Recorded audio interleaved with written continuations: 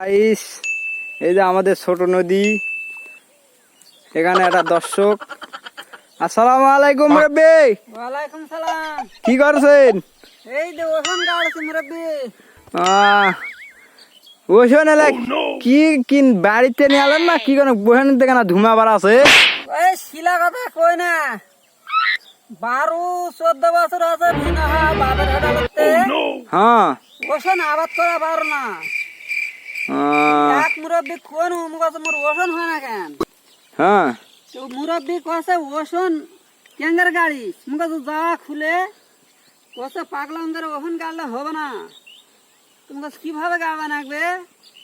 কছে ওষুধ আগে গরম পানি দিয়ে